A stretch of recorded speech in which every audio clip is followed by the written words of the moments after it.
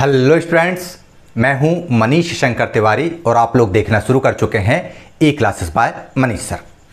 हम लोग पढ़ रहे हैं कक्षा 10 का सामाजिक विज्ञान और इतिहास के पहले अध्याय को हम लोग पूरा कर चुके हैं। उसके प्रश्नोत्तर भी आप लोगों ने हल कर लिए होंगे, अपनी कॉपी में लिख लिए होंगे। आज हम उठा रहे हैं एक नया विषय भूगोल। भूगोल के अंतर्गत हम पहले पाठ में पढ़ेंगे संसाधन और विकास। संसाधन किसे कहते हैं, संसाधन कितने प्रकार के होते हैं और उनके डेवलपमेंट के लिए क्या प्लान है, ये सारी चीज़ें हम इस पहले अध्याय में देखेंगे। एक बात और, जब हम इस अध्याय को उठाते हैं तो हमको ये समझ में नहीं आता कि इस अध्याय के कंटेंट को एक दूसरे से कैसे लिंक करें। जैसे इतिहास में मैंने आप लोगों को बताया था कि यदि आपके कॉन्सेप्ट को क्लियर रखना है तो एक घटना को दूसरी घटना से लिंक करते हुए हमको आगे बढ़ना होता है। लेकिन भूगोल में ऐसी बात नहीं होती है कि हम घटनाओं को लिंक करें। तो भूगोल को पढ़ने की हमारी स्ट्रेटेजी क्या होना चाहिए, आखिर इसकी पढ़ाई का रोड मैप क्या होना चाहिए, ये रोड मैप भी आज मैं इसी वीडियो में आपको बताऊंगा। शुरुआत में इस अध्याय में हम 3 चीज़ें पढ़ेंगे। पहले अध्याय में 3 चीज़ें पढ़ेंगे। पहला संसाधन देखेंगे, फिर हम देखेंगे भू संसाधन और तीसरा देखेंगे मृदा संसाधन। इन तीनों के साथ में हम अध्याय 1 को पूर्ण कर लेंगे। लेकिन इस अध्याय के कितने कंटेंट वीडियो के रूप में आपके सामने आएंगे ये अभी आपको मैं नहीं बता पाऊंगा। क्यों? क्योंकि वीडियोस को बनाते समय, आपको समझाते समय टाइम ड्यूरेशन कितना लग पा रहा है, इसके आधार पर ही इसके पार्ट डिवाइड कर पाते हैं। तो आज हम संसाधन और विकास अध्याय का पहला भाग लेकर आ रहे हैं और इसी में हम इस पूरे अध्याय की स्टडी का रोड मैप भी देखेंगे। तो चलिए हम शुरू करते हैं संसाधन और विकास का यह पहला भाग। चलिए, कक्षा 10 भूगोल का यह अध्याय है संसाधन और विकास और इसका पहला भाग आज मैं आप लोगों के लिए लेकर आया हूं। और इस पहले भाग के अंतर्गत हम पढ़ेंगे संसाधन किसे कहते हैं और संसाधनों के प्रकार। चलिए आगे देखते हैं। जैसा कि मैंने आपको शुरू में बताया कि इतिहास को जब हम पढ़ते हैं तो हम एक घटना को दूसरी घटना से लिंक करते हुए आगे बढ़ जाते हैं। थोड़ी मोटा माटी को चीज़ छूट जाती होगी, लेकिन लगभग हिस्ट्री हमको पकड़ में आती रहती है। हम हाथी की पूंछ से हाथी को बांधकर आगे बढ़ते रहते हैं। लेकिन भूगोल पढ़ते समय हमारी समझ में ये नहीं आता कि आखिर हम इसको पढ़ें कैसे। तो बहुत सारे स्टूडेंट्स हमसे ये सवाल करते हैं कि सर आपने बताया वह समझ में आया, लेकिन लंबे समय तक हमको याद रहे, इसकी कोई टेक्निक आप क्लियर कीजिए। तो बस पहले अध्याय को आप लंबे समय तक याद रख पाओ और पहले अध्याय को ही नहीं, भूगोल की लगभग चीज़ों को संसाधन वाले अध्याय से, बाकी फिर उद्योग और ये सारी चीज़ें आगे पढ़ेंगे हम, लेकिन संसाधन वाले चैप्टर को पढ़ते समय जो रोड मैप होना चाहिए वो आपके सामने कुछ इस तरह का होगा। सबसे पहले हम देखते हैं संसाधन किसे कहते हैं। डेफिनेटली संसाधन पढ़ रहे हैं तो सबसे पहले हमको ये पता होना चाहिए कि संसाधन क्या होता है, संसाधन कहते किसे हैं। इसमें तो कोई डाउट है ही नहीं है। मतलब हमको इसका सिरा पकड़ में आ गया कि हमको हमारी संसाधन और विकास की यात्रा किस सिरे से शुरू करनी है। तो हमको शुरू करना है, पहला ही शब्द संसाधन है और किसे कहते हैं यह हमको जानना है। हमने जान लिया संसाधन किसे कहते हैं, इसके बाद हम जानेंगे कि संसाधनों के प्रकार कितने होते हैं, इनका क्लासिफिकेशन कैसा होता है, इनको कितने प्रकारों में वर्गीकृत किया गया है। जब हम ये जान लेते हैं फिर हम देखते हैं संसाधनों का विकास, या यूं कहें कि संसाधनों का उपयोग। अब हम संसाधनों का उपयोग किस तरह से करते हैं, प्रेम से, अच्छे से, सलीके से कर रहे हैं या बेजा इस्तेमाल कर रहे हैं बाप का माल समझ के, ये हमारे लिए ज़रूरी होगा। अब यदि हमने संसाधनों का बेजा इस्तेमाल कर लिया है तो उससे होने वाले खतरों पर भी चर्चा करनी पड़ेगी कि आखिर संसाधनों का बेतरतीब, बेहूदगी से अगर हम इस्तेमाल करते हैं तो उनके क्या खतरे हो सकते हैं, इन खतरों पर विश्व स्तर पर क्या चर्चाएं हुई हैं, इसको हम देखेंगे। इसके बाद में फिर हम देखेंगे नियोजन, संसाधनों की प्लानिंग। खतरों पर चर्चा हुई, चर्चा करने के बाद प्लान बनाया जाता है कि भैया संसाधन की स्थिति ऐसी हो गई है, वैसी हो गई है, इनको हम चलिए सुधार लेते हैं, इनको सुधारने के लिए एक योजना बना लेते हैं। उसी योजना को बोलते हैं संसाधन नियोजन या प्लानिंग। तो ये विश्वव्यापी प्लानिंग की बात हो रही है। लेकिन हम बात करें मान लो भारत की, तो भारत में संसाधनों का नियोजन किस तरह से होता है ये देखेंगे और नियोजन के साथ में हम ये तय करते हैं कि इन संसाधनों का संरक्षण कैसे किया जाए। तो ये आपको एक रोड मैप आपको मिल गया। संसाधन किसे कहते हैं 1, 2 classification, third development, fourth planning and then conservation. इस तरह से आप इसको समझ सकते हैं। सेम चीज हम भू संसाधन को पढ़ते हुए करेंगे।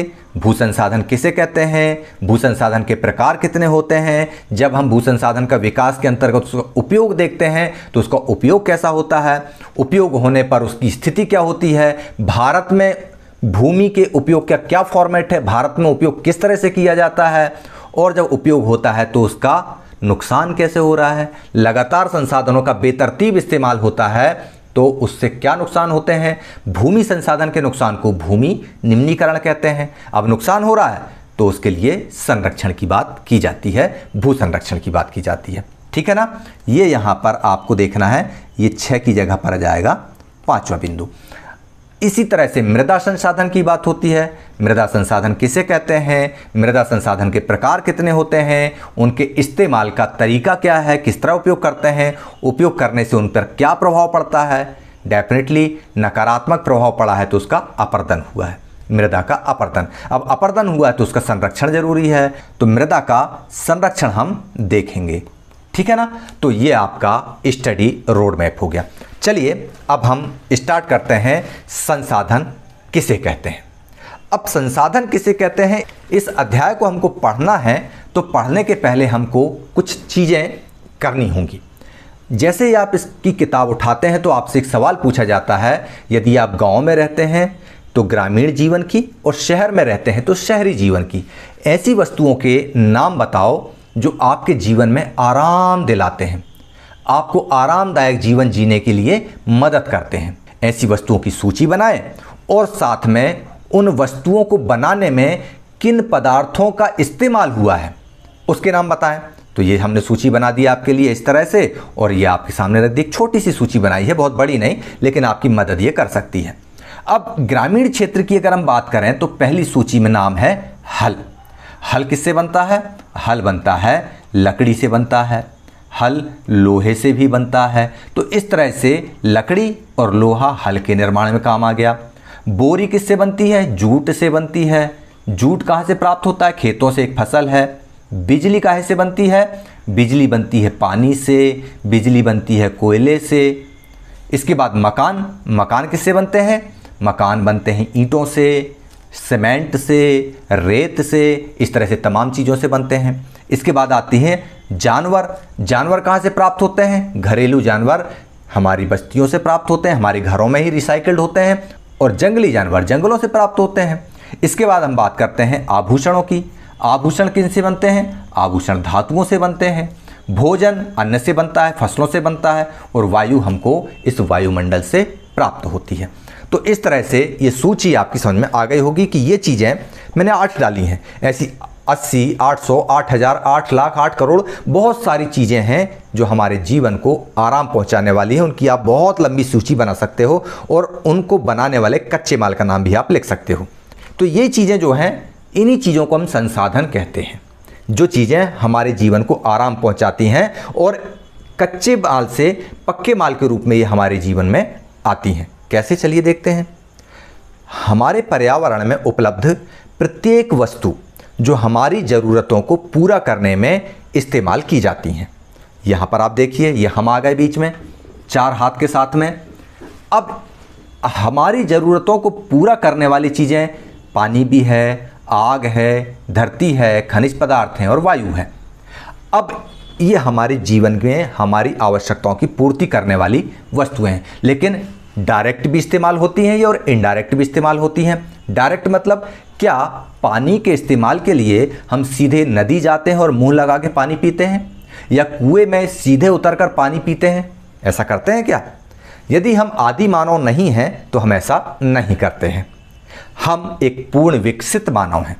तो इसलिए जल को हमारे लिए उपयोगी बनाने के लिए हम टेक्निक का इस्तेमाल करते हैं। जैसे जल से ऊर्जा बनाना है, जल से बल्ब जलाना है तो पनबिजली संयंत्र डालते हैं हम। पानी से साफ सफाई करना है तो स्प्रेयर लगा देते हैं हम। तो इसके लिए टेक्नोलॉजी उपलब्ध है। ये आपको दिख रही है कैसे हमने टेक्नोलॉजी का इस्तेमाल करके टरबाइन चलाकर बल्ब जलाया। इसी तरह से आग से कोयला जलाया, कोयले से टरबाइन चलाया और बल्ब जलाया।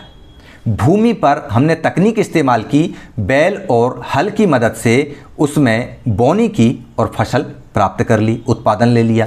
खनिज पदार्थों का तकनीक के इस्तेमाल से हमने खुदाई की और खुदाई करके उन खनिजों से हमने धातुएं प्राप्त की और अन्य खनिज पदार्थ प्राप्त किए, जिनसे हमारा जीवन सरल, सहज और सुगम हो गया।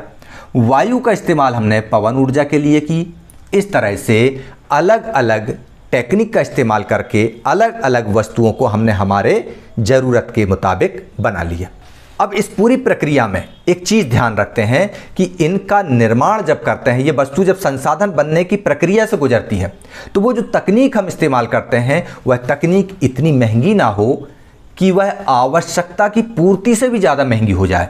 मतलब बहुत ज़्यादा महंगी ना हो, अर्थात आर्थिक रूप से संभाव्य हो और सांस्कृतिक मान्यता प्राप्त हो। भाई जल की हम बात करें तो जीवन से लेकर मरण तक, पैदा होने से लेकर मरते दम तक पानी हमारी परंपराओं में भी पूजा पाठ इत्यादि में उपयोग किया जाता है। अग्नि भी हमारे जीवन में भोजन बनाने या ऊर्जा उत्पन्न करने के अलावा भी हमारे परंपराओं में शामिल है। यज्ञ हवन करना है तो अग्नि चाहिए, अंतिम संस्कार करना है तो अग्नि चाहिए, और इसके अलावा किसी चीज़ को शुद्धिकरण करना है तो अग्नि चाहिए, किसी चीज़ की सफाई करना है तो अग्नि चाहिए। मतलब परंपराओं में शामिल है।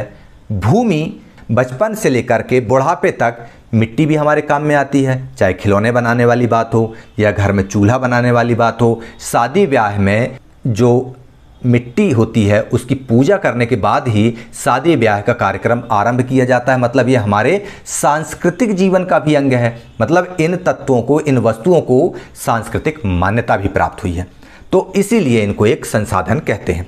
अब परिभाषा लिखने की जब बारी आएगी तो परिभाषा कैसे लिखेंगे? संसाधन वह है जो हमारी आवश्यकताओं की पूर्ति करता है और उस पूर्ति करने के लिए तकनीक उपलब्ध है, और वह तकनीक बहुत ज़्यादा महंगी नहीं है, मतलब आर्थिक रूप से संभाव्य है और सभी मनुष्यों के द्वारा उसको मान्यता दी गई है। मतलब हमारे जीवन में घुली मिली सांस्कृतिक मान्यता प्राप्त वह वस्तु है।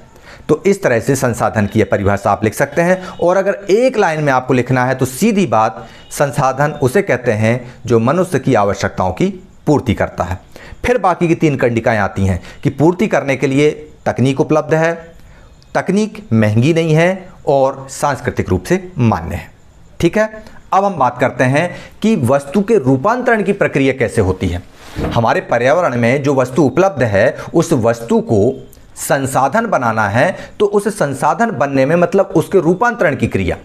रूपांतरण कैसे? जल से बिजली बनने की प्रक्रिया, अग्नि से बिजली बनने की प्रक्रिया कैसी है, उसमें क्या इस्तेमाल होता है, हवा से वैक्यूम क्लीनर बनाने की प्रक्रिया, ये सारी चीज़ें हम देखते हैं कि कैसे इस्तेमाल होती है। ये जो कन्वर्जन है, ये जो रूपांतरण है, इसकी प्रक्रिया प्रकृति मतलब भौतिक पर्यावरण, प्रौद्योगिकी और संस्थाओं के मनुष्य के साथ क्रियात्मक संबंध में निहित है।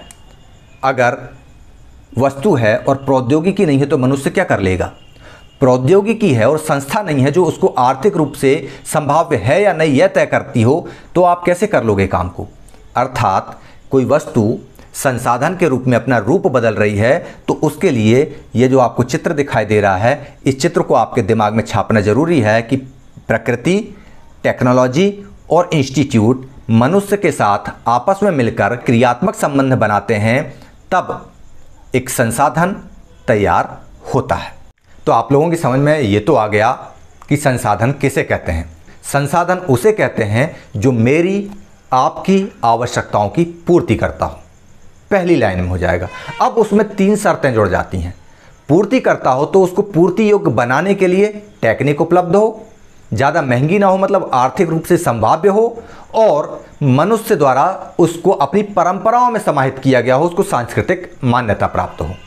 ये चीज़ हमारी समझ में आ गई। अब इस दौरान आपको एक चीज़ समझ में आ रही है क्या कि ये जो पानी है, ये जो आग है, ये जो आसपास हमारे चारों तरफ चीज़ें दिखाई दे रहे हैं, पेड़ पौधे, पक्षी, पशु, ये सारी चीज़ें क्या ईश्वर ने हम मनुष्यों को गिफ्ट में दी है क्या कि लो बेटा जाओ ऐश करो, इन चीज़ों का जम के इस्तेमाल करो?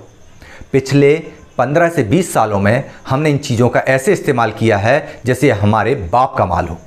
ऐसा ही किया ना।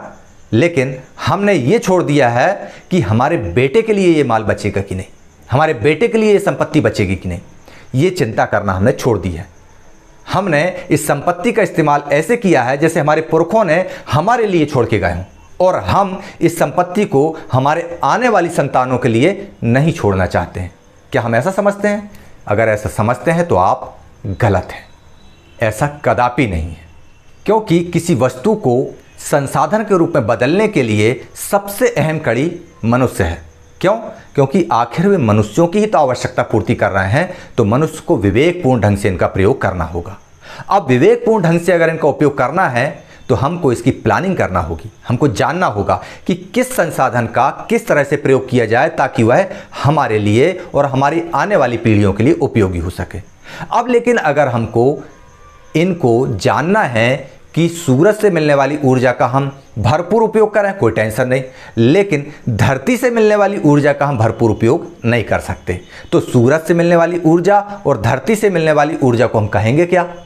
जी हाँ, इसीलिए संसाधनों का वर्गीकरण करना बहुत ज़रूरी हो जाता है। मतलब हमको ये जानना जरूरी है कि संसाधन कितने प्रकार के होते हैं। तो चलिए जान ही लेते हैं ना कि संसाधन कितने प्रकार के होते हैं। आइए, संसाधनों का वर्गीकरण। इस तरह से हम लोग संसाधनों के जो पूरे आसपास हमारे बिखरे पड़े हुए, जो हमारे जीवन में उपयोग में आ रहे हैं, उनका वर्गीकरण करते हैं। चलिए देखते हैं कैसे। संसाधनों का वर्गीकरण 4 प्रकार से किया जाता है। पहला उत्पत्ति के आधार पर, दूसरा समाप्यता के आधार पर, तीसरा स्वामित्व के आधार पर और चौथा विकास के स्तर के आधार पर। उत्पत्ति के आधार पर से मतलब उनका जन्म कैसे हो रहा है। उत्पत्ति के आधार पर मतलब वह कहाँ से पैदा हो रहे हैं, वह कैसे उत्पन्न हो रहे हैं, अर्थात जैव या अजैव 2 प्रकार के होते हैं उत्पत्ति के आधार पर संसाधन। समाप्यता के आधार पर मतलब उपयोग करने के बाद वे संसाधन कुछ बच रहे हैं या नहीं बच रहे हैं, क्या उनका दोबारा उपयोग किया जा सकता है या नहीं किया जा सकता है। ये भी 2 प्रकार के होते हैं, नवीकरण योग्य और अनवीकरण योग्य। फिर बात आती है स्वामित्व के आधार पर, मतलब संसाधन पर मालिकाना हक किसका है, जैसे व्यक्तिगत संसाधन, सामुदायिक संसाधन और राष्ट्रीय या अंतर्राष्ट्रीय संसाधन। जैसे मेरा स्वास्थ्य मेरा व्यक्तिगत संसाधन है, लेकिन मेरे मोहल्ले का जो हैंडपंप है वह एक सामुदायिक संसाधन है। इसी तरह से राष्ट्र के और अंतर्राष्ट्रीय स्तर पर भी मालिकाना हक वाले संसाधन होते हैं। अब बात करते हैं विकास के स्तर के आधार पर, मतलब संभावी, विकसित और संचित कोष वाले संसाधन। तो इस तरह से 4 आधारों पर 4 तरीकों से संसाधनों का वर्गीकरण किया जाता है।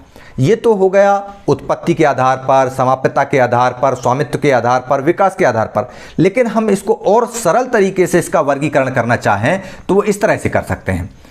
संसाधन 2 प्रकार के होते हैं, एक प्राकृतिक संसाधन और एक मानवीय संसाधन। ये हमको ज़्यादा अच्छे से समझ में भी आ रहे हैं। अब प्राकृतिक संसाधन भी 2 प्रकार के होते हैं, एक नवीकरण योग्य, एक अनवीकरण योग्य। अब इसको बताने की ज़रूरत नहीं है। नवीकरण मतलब योग्य, जिनको हम रिसाइकिल करके बार बार उपयोग में ले सकते हैं, और अनवीकरण मतलब एक बार यूज़ किया और वे स्वाहा। मानवीय संसाधन भी 2 प्रकार के होते हैं, स्ट्रक्चर और इंस्टीट्यूशंस, मात्रा एवं गुणवत्ता। अब नवीकरण योग्य संसाधन भी 2 प्रकार के हैं, सतत एवं प्रवाह जैसे वायु और जल।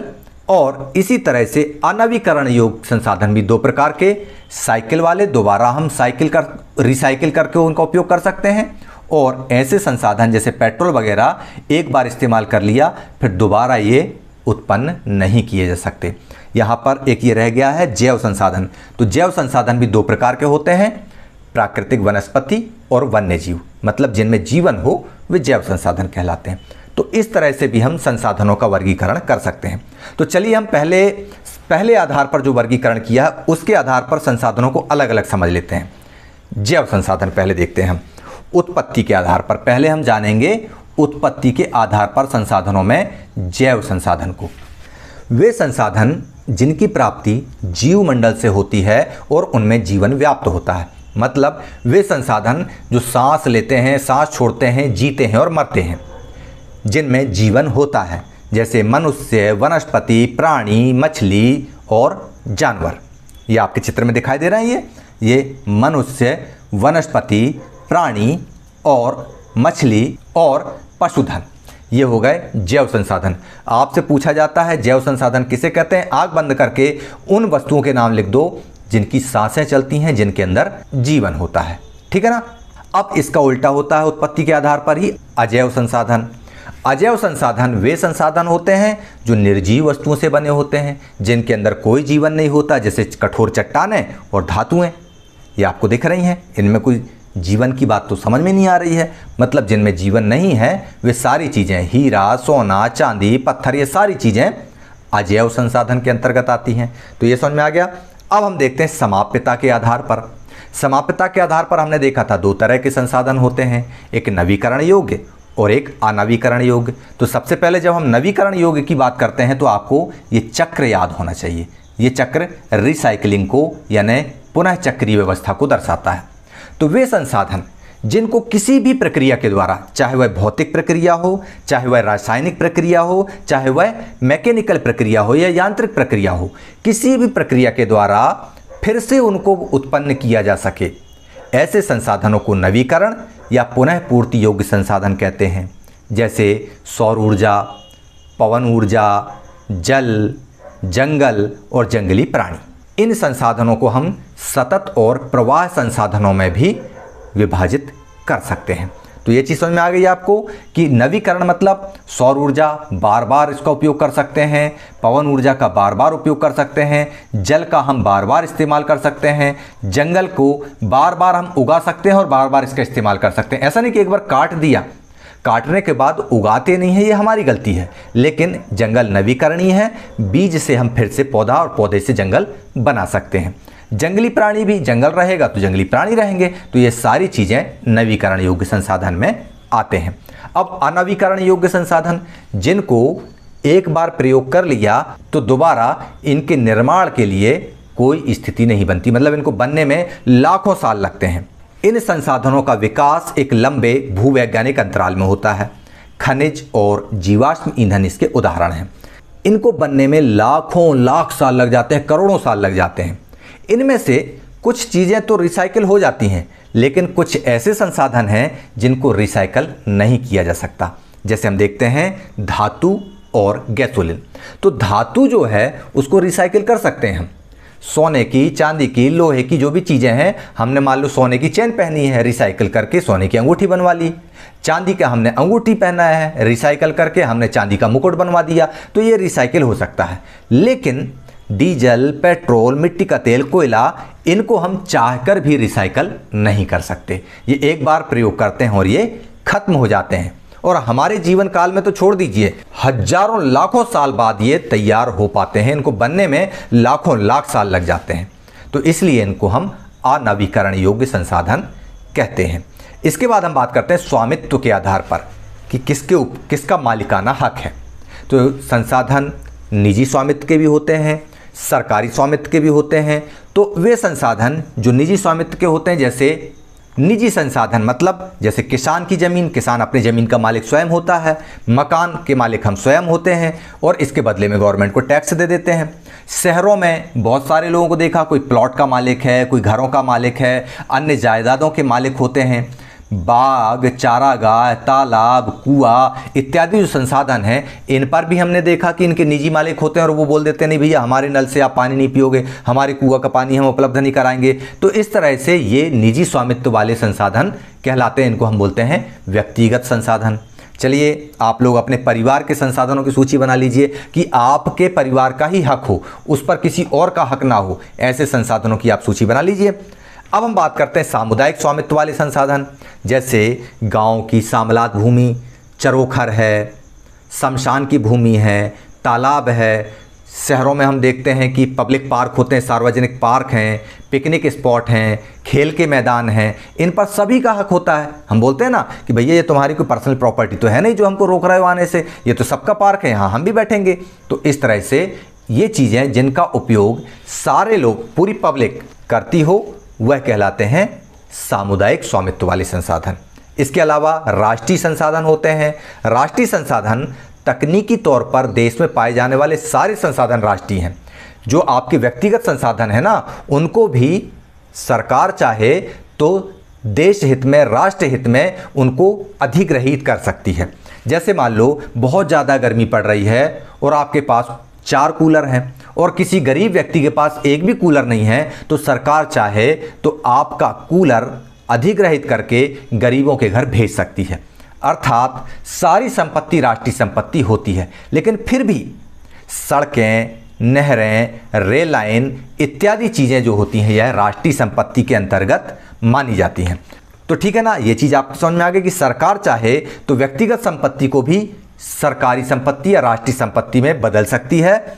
राष्ट्रीय संपत्ति के अंतर्गत और भी चीज़ें हैं, जैसे शहरी विकास प्राधिकरण ने सरकार को भूमि अधिग्रहण का अधिकार दिया है। सारे खनिज पदार्थ, सारे जल संसाधन, वन, वन्य जीव, राजनीतिक सीमाओं के अंदर की सारी भूमि, जैसे ये धरती के ऊपर भारत देश की जो भौगोलिक सीमा है, जितने में आपको तिरंगा दिख रहा है, इस तिरंगे के अंतर्गत जितने भी खनिज पदार्थ उग रहे हैं, जितने भी खनिज पदार्थ पाए जा रहे हैं, जितना भी नदियां हैं, जितना भी जंगल है, जितने भी जंगली प्राणी हैं, ये सारे के सारे राष्ट्रीय संसाधन के अंतर्गत आते हैं। ये सारे के सारे राष्ट्रीय संसाधन कहलाते हैं। इसके अलावा समुद्र में 12 समुद्री मील मतलब 22.2 किलोमीटर, 12 नॉटिकल मील तक जो महासागरीय क्षेत्र है, उसके अंतर्गत भी अगर कोई संसाधन पाया जा रहा है तो वह भी राष्ट्र की संपत्ति कहलाते हैं। इसके बाद बात करते हैं अंतर्राष्ट्रीय संपत्ति की।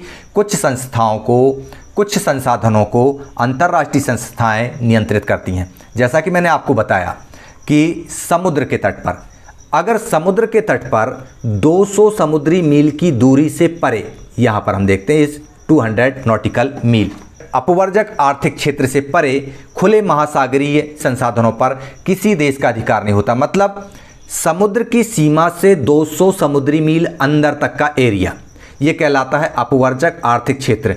इस क्षेत्र के बाहर इधर पर जो संसाधन पाए जाते हैं उन पर अंतर्राष्ट्रीय संस्थाओं का हक होता है। और यहाँ पर यदि आपको इन संसाधनों पर कार्य करना है, इन संसाधनों को अपनाना है, तो उन अंतर्राष्ट्रीय संस्थाओं की सहमति या अनुमति लेना होती है। ये चीज़ आपकी समझ में आ गई। और इधर 12 नॉटिकल मील, यहाँ पर हमने देखा था 12 नॉटिकल मील के अंदर, ये 12 नॉटिकल मील के अंदर संपत्ति जो मिलती है वह कहलाती है राष्ट्रीय संपत्ति। 12 से 200 के बीच में अपवर्जक आर्थिक क्षेत्र होता है। क्लियर हो गया आपको? आगे देखते हैं अब हम विकास के स्तर के आधार पर संसाधन। संभावी संसाधन मतलब ये वे संसाधन हैं जो किसी प्रदेश में उपस्थित तो हैं, विद्यमान तो हैं, लेकिन इनका अभी तक उपयोग नहीं किया गया है, संभावी संसाधन कहलाते हैं। मतलब हमको दिख रहा है कि हाँ ये संसाधन हैं, दूसरी जगह पर इनका उपयोग हो रहा है, लेकिन उस प्रदेश में इनका उपयोग नहीं हो रहा है।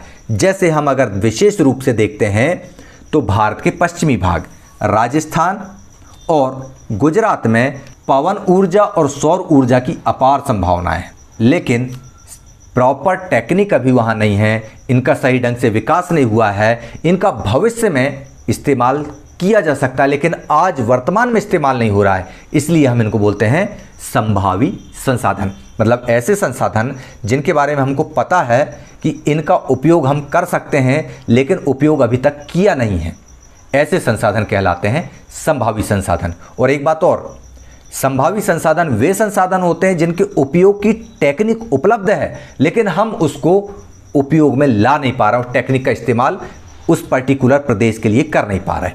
क्लियर है ये चीज़? इसके अलावा विकसित संसाधन मतलब जिन संसाधनों का सर्वेक्षण हो चुका है, उनके उपयोग की गुणवत्ता और मात्रा निर्धारित हो चुकी है, वे कहलाते हैं विकसित संसाधन। संसाधनों का विकास प्रौद्योगिकी और उनकी संभाव्यता के स्तर पर निर्भर करता है। ये आपको चित्र में दिख रहे हैं विकसित संसाधन, जैसे परमाणु संयंत्र, जल बिजली, जैसे पन बिजली, ताप बिजली इत्यादि।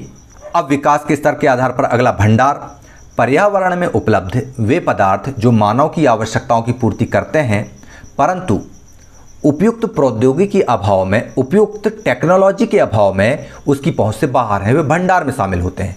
मतलब हमको पता है कि भंडार लगा हुआ है, लेकिन अब उसकी उपयोग की टेक्नोलॉजी नहीं पता हमको। ये संभावी से उल्टा हो गया। संभावी संसाधन में हमको पता है कि इसका क्या इस्तेमाल करना है, उसके इस्तेमाल की टेक्नोलॉजी भी उपलब्ध है, लेकिन उपयोग नहीं कर पा रहे, तो वो कहलाएगा संभावी संसाधन। अब बात कर रहे हैं स्टॉक की, भंडार की, मतलब भंडार लगा हुआ है, लेकिन उस भंडार को संसाधन के रूप में तब्दील कर सकें, इसके लिए हमारे पास कोई टेक्नोलॉजी नहीं है। जैसे पानी जो है H2 हाइड्रोजन के 2 अणुओं और ऑक्सीजन के 1 अणु से मिलकर बनता है। अब हमारे पास ऐसी कोई तकनीक नहीं है कि पानी जो हमारे यहाँ पर समुद्र में बहुत ज़्यादा मौजूद है, पानी को हाइड्रोजन और ऑक्सीजन में तोड़कर हाइड्रोजन से बल्ब जला सके, मतलब ऊर्जा प्राप्त कर सकें। इस उद्देश्य को पूरा करने के लिए हमारे पास कोई उन्नत तकनीकी ज्ञान नहीं है। तो ऐसे संसाधन जिनका उपयोग करने के लिए कोई तकनीक उपलब्ध नहीं है, वे कहलाते हैं भंडार। इसके बाद आता है संचित कोष। यह भंडार का ही हिस्सा होता है, जिन्हें उपलब्ध तकनीकी ज्ञान की सहायता से प्रयोग में लाया जा सकता है, परंतु अभी इनका उपयोग नहीं हुआ है। जैसे कई जगहों पर नदी का उपयोग किया जा सकता है बिजली बनाने के लिए, लेकिन अभी किया नहीं जा रहा है। इसके लिए बांध बनाए जा सकते हैं, मतलब ये एक तरह से संभावी संसाधन के करीब करीब इनको हम मान सकते हैं। तो इस प्रकार हम लोगों ने आज संसाधन किसे कहते हैं और संसाधनों के प्रकार कितने होते हैं, इसको बहुत अच्छे से जान लिया, बहुत अच्छे से समझ लिया। हम लोगों ने मुख्यतः जो संसाधनों का वर्गीकरण जिन 4 आधारों पर किया गया था उसको पढ़ा है। पहला आधार था उत्पत्ति का आधार, दूसरा आधार था समाप्यता का आधार, तीसरा आधार था स्वामित्व का आधार और चौथा आधार था विकास का स्तर।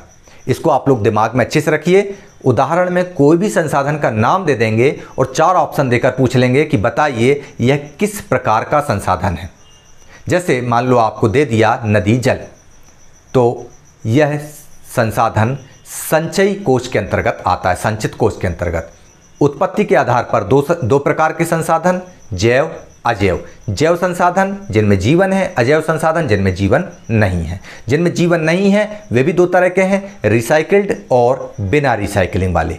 इसके बाद समाप्यता के आधार पर जिनका उपयोग करते हैं, एक बार यूज़ किया और ख़त्म, जैसे पेट्रोल, डीजल, मिट्टी का तेल, LPG गैस इत्यादि।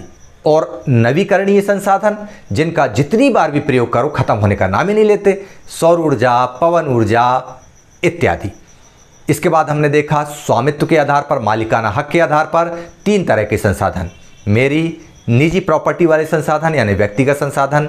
इसके बाद मेरे समाज के संसाधन जिस पर मेरे समाज के अन्य लोगों का भी हक है, सामुदायिक संसाधन। और राष्ट्रीय संसाधन जिन पर मेरे राष्ट्र का हक है, हालांकि मेरे राष्ट्र का हक मेरे निजी संसाधन पर भी है। कैसे है ये मैं आपको बता चुका हूँ। इसके बाद हमने देखा अंतर्राष्ट्रीय हक वाले संसाधन।